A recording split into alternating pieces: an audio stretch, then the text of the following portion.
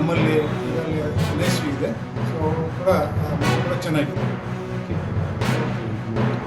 ಈಗ ಹೆಣ್ಣುಗಳ ಆರೋಗ್ಯ ಸರಿ. ಈ ಇತ್ತೀಚೆಗೆ ಈ ಥರ ಸಾಮಾನ್ಯವಾಗಿ ಇತ್ತಿದ್ರೆ ನಾವು ಮೊನ್ನೆ DHO ನಾವು ಕೂಡ ಮೀಟಿಂಗ್ ಮಾಡಿದ್ದೀವಿ.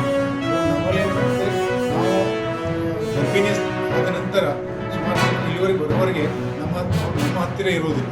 ಸೊ ಬೇರೆ ಬೇರೆ ಅಂದರೆ ಪ್ರಾಥಮಿಕ ಆರೋಗ್ಯ ಸಮುದಾಯ ಆರೋಗ್ಯ ನಮಗೆ ನೇರ ಕೊನೆ ಹಂತದಲ್ಲಿ ಬರ್ತಾರೆ. ಈ ಕೊನೆ ಹಂತದಲ್ಲಿ ಬಂದಾಗ ಅವರು ರಿಸ್ಕ್ ಭಾಳ ಇರ್ತದೆ. ಅಂದರೆ ಹೈ ರಿಸ್ಕ್ ಪ್ರೆಗ್ನೆನ್ಸಿಯನ್ನು ನಾವು ಜಾಸ್ತಿ ಇರುತ್ತೆ. ಅಂದರೆ ತೊಡಕಿನ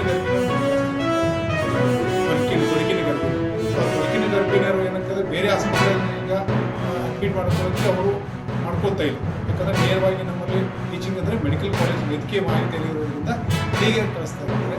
ಇಲ್ಲಿಗೆ ಕಳಿಸಿ ಎಲ್ಲ ಸೌಲಭ್ಯಗಳನ್ನು ಕೊಡ್ತಾ ಇದ್ದೀವಿ. ಎಲ್ಲ ಸೌಲಭ್ಯ ಪಡೆದರೂ ಕೂಡ ತೊಡಕಿನ ಗರ್ಭಿಣಿ ಇರುವುದರಿಂದ ಅವರಿಗೆ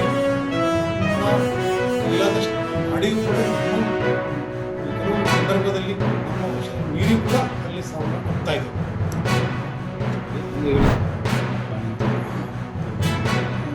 ನಮಸ್ಕಾರ. ಶ್ರೀಮತಿ ಗಂಗವ್ವ ಲಕ್ಕಪ್ಪ ಗಡ್ಕರಿ, 31 ವರ್ಷ, ಹೆಣ್ಮಗಳು, ಕರಡಿಗುದ್ದಿ. ಗರ್ಭಿಣಿ 12 ವರ್ಷಗಳ ನಂತರ ಅದು ಪ್ರೆಗ್ನೆಂಟ್ ಆಗಿರ್ತದೆ. ಯಾಕಂದರೆ ಅದು ಭಾಳ ಪ್ರಾಮುಖ್ಯತೆಯನ್ನು ಹೊಂದಿರ್ತದೆ. ಸೊ ಬೇರೆ ಮೊದಲು ನಮ್ಮ ಕಡೆ ಅಂದರೆ ಪ್ರಾಥಮಿಕ ಆರೋಗ್ಯ ಕೇಂದ್ರದಲ್ಲಿ, ಸಮುದಾಯ ಆರೋಗ್ಯ ಕೇಂದ್ರಗಳಲ್ಲಿ ಮತ್ತು ಖಾಸಗಿ ಆಸ್ಪತ್ರೆ ಬಂದಿರ್ತಾರೆ.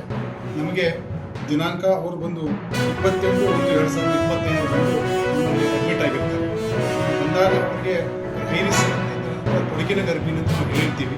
ತೊಡಕಿನ ಗರ್ಭಿಣಿ ಯಾಕಂತಂದರೆ ಅದು ಒಂದನೇದು ಬಹಳ ದಿನಗಳ ನಂತರ ಅವರು ಪ್ರೆಗ್ನೆಂಟ್ ಆಗಿರ್ತಾರೆ. ಸೊ ಇದರಿಂದ ಬೇರೆ ಬೇರೆ ಔಷಧಗಳನ್ನು ಪಡೆದಿರ್ತಾರೆ. ಎರಡನೇದು ಜಲಗಾರ ಬಂದರೆ ಪಾಲಿಹೈಡ್ರಾಮಣಿ ಅಂತ ಹೇಳ್ತಾ ಇದ್ವಿ. ನೀರು ಜಾಸ್ತಿ ತುಂಬಿರುತ್ತೆ. ಈ ಒಂದು ಕಾರಣದಿಂದ ದಿನಾಂಕ ಗರ್ಭಿಣಿ ಅಂತ ಅವರು ಮೊದಲಿನ ಬೇಕಾಗಿರ್ತಕ್ಕಂಥ ಎಲ್ಲ ಪ್ರಿಕಾಷನ್ಸ್ ಅಂದರೆ ರಕ್ತದ ಒಂದು ತಪಾಸಣೆ ಮಾಡ್ತಕ್ಕಂಥದ್ದು, ಜೊತೆಗೆ ಹೃದಯ ತಪಾಸಣೆ ಮಾಡ್ತಕ್ಕಂಥದ್ದು, ECG ತಪಾಸಣೆ, ಇಕೋ ಮತ್ತು ರಕ್ತ ಇಲ್ಲ, TT, PT ಎಲ್ಲವನ್ನು ತಪಾಸಣೆ ಮಾಡಿಕೊಂಡು ಎಲ್ಲ ಮುಂಜಾಗ್ರತಾ ಕ್ರಮಗಳನ್ನು ತೆಗೆದುಕೊಂಡಿರ್ತೀವಿ.